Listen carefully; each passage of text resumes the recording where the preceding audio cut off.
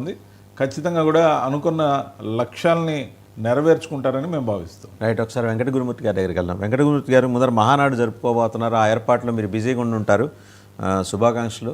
అది కూడా వెళ్ళి మీ రాజకీయ ప్రత్యర్థి జగన్మోహన్ రెడ్డి గారి సొంత జిల్లాలో వెళ్ళి మరి తొడగొట్టి సవాళ్ళు విసిరి మరీ అక్కడ బ్రహ్మాండంగా మహానాడు జరుపుకోబోతున్నారు. కాబట్టి ముందుగా అభినందనలు. అయితే దానికన్నా ముందు మన ఇంట్లో రేగిన ఈ చిచ్చుని ఎట్లా చల్లారుస్తారు?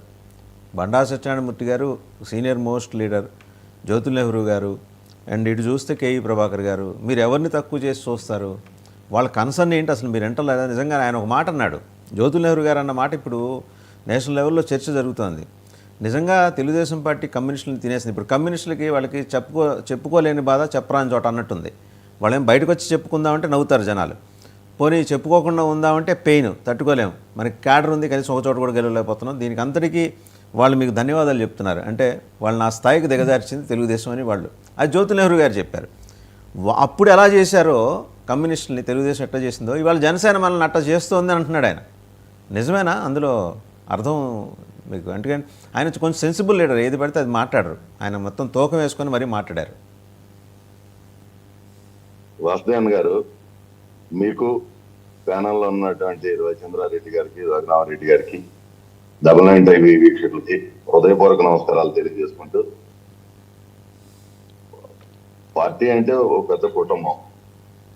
ఇంత పెద్ద కుటుంబంలో అక్కడక్కడ చిన్న చిన్న అభిప్రాయ భేదాలు కావచ్చు, లేకపోతే వాళ్ళ అభిప్రాయాలు చెప్పే విధానంలో కావచ్చు, ఇవన్నీ కూడా ఉంటాయి.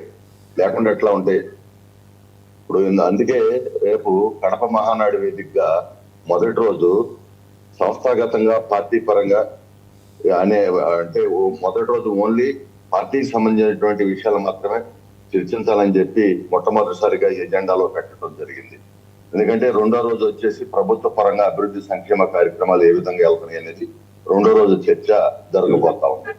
కాబట్టి ఇప్పుడు ఇందాక రవిచంద్రారెడ్డి గారు చెప్పారు, ఇప్పుడు బండారు సత్యనారాయణమూర్తి గారు మరి వారి కుటుంబంలో మరి రామ్మోహన్ నాయుడు గారు వాళ్ళ కేంద్రంలో మరి కేబినెట్ మంత్రిగా ఉన్నారు. ఆ కుటుంబం మొదటి నుంచి కూడా ఈ రాష్ట్రంలో ఒక నిబద్ధత కలిగినటువంటి కుటుంబం.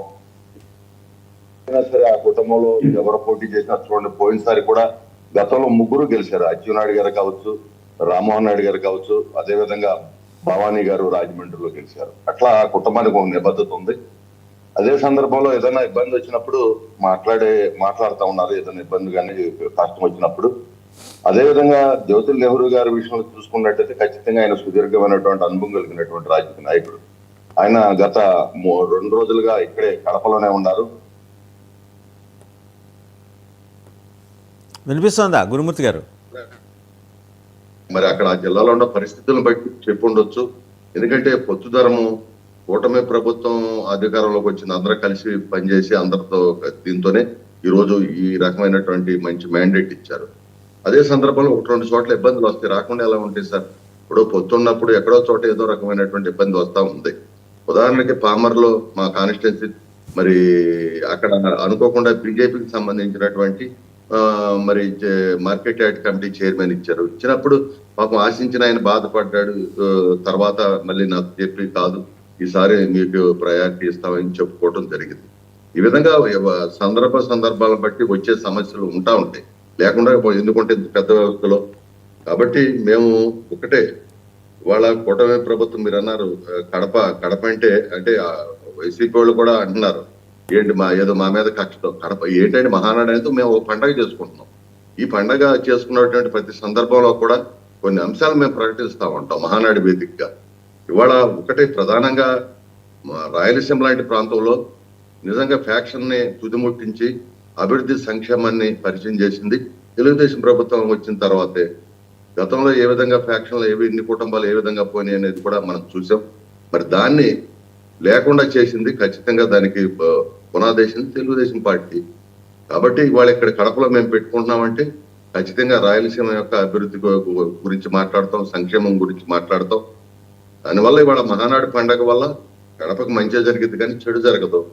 కాబట్టి మాకు ఇప్పుడు ప్రతి సందర్భంలో కూడా 2 సంవత్సరాలకు ఒకసారి ఒక్కొక్క చోట పెడతా ఉంటాం. విజయవాడలో పెట్టాం, మరి అదే విధంగా ఒంగోలులో పెట్టాం, అదే విధంగా తిరుపతిలో పెట్టాం, అదే విధంగా విశాఖపట్నంలో పెట్టాం, అన్ని ప్రాంతాల్లో పెడతా ఉంటాం. తప్పే ఉంది. రాజమండ్రిలో పెట్టాం. గతంలో. కాబట్టి ఇవాళ కడపలో పెట్టాం. ఎందుకంటే తీర్మానాలు ప్లానిటీ ఏమి ప్రకారం ఉండబోతున్నాయి సార్? అంటే ఏదో కొన్ని లీక్స్ ఇస్తారు కదా. తెలుగుదేశం పార్టీకి ఒక మంచి సంప్రదాయం ఉంది. వాళ్ళు ఏంటంటే జనం నుంచి, కార్యకర్తల నుంచి, నాయకుల నుంచి, మీ పార్టీ నాయకుల నుంచి ఫీడ్బ్యాక్ కోసం ముందర కొన్ని లీక్స్ ఇస్తుంటారు కదా. ఈసారి ఏంటి కొంచెం లేట్ అయినట్టుంది ఆ లీక్స్ ఇవ్వటం? అంటే తీర్మానాలు ఇవి ఉండబోతున్నాయి, సీనియర్లందరినీ జాగ్రత్తగా పక్కన కూర్చోబెట్టేసి, పెదరాయుడు కుర్చీలు వేసి అందులో కూర్చోబెట్టేసి, మీరు ఇంక కేవలం అడ్వైజర్సే, ఇక మీరు దయచేసి ఇన్వాల్వ్ కాకుండాని మర్యాదగా హెచ్చరించే ప్రయత్నం కూడా ఏదో జరగబోతుంది కదా. సార్, తెలుగుదేశం పార్టీ అనేది ఒక చారిత్రాత్మకమైనటువంటి పార్టీ. ఎందుకంటే తెలుగుదేశం పార్టీ వచ్చిన తర్వాతే బడుగు బలహీన వర్గాలకి రాజ్యాధికారం వచ్చింది. 50% పైబడిన బీసీలు ఎవరైతే ఉన్నారో, దామోదరం సంజీవ్ గారు ఎవరు సార్? తెలుగుదేశం పార్టీ రాకముందు ఆయన ముఖ్యమంత్రి అయ్యారు. నేను కాదంటలేదండి. నేనేమంటున్నాను, నేను చెప్పేది కూడా వినండి సార్. మొట్టమొదటిసారిగా బీసీలకి స్థానిక సంస్థల్లో రిజర్వేషన్ ఇచ్చి, అప్పటి వరకు ఓటు బ్యాంకు గుండా కుల వృత్తులు చేసుకుని బతికే మాలాంటి బీసీ కులాలే మొట్టమొదటిసారిగా సర్పంచ్గా, ఎంపీపీగా, ఎంపీటీసీగా ఇవన్నీ వచ్చినాయంటే తెలుగుదేశం వచ్చిన తర్వాత వచ్చింది. అంతకు మొదలు ఎక్కడుందో చెప్పండి. అంతకు మొదలు మేమేదో వృత్తి చేసుకుని బతికేటువంటి కులాల్లో ఉండేవాళ్ళం. ఆ తర్వాతే కదా మేము చదువుకోవటం వల్ల, రాజ్యాధికారం రావటం వల్ల ఇవాళ అభివృద్ధి చెందటం జరిగింది. కాబట్టి అంటే నేను ఎందుకు చెప్తున్నానంటే, కావాలంటే సరే, ఇవి ఎలాగో మీరు తీర్మానాలు అప్పుడు చెప్తారు. కానీ జగన్మోహన్ రెడ్డి గారి అరెస్టుకు సంబంధించి ఏంటి అప్డేట్స్? జూన్ 12 ఉదయం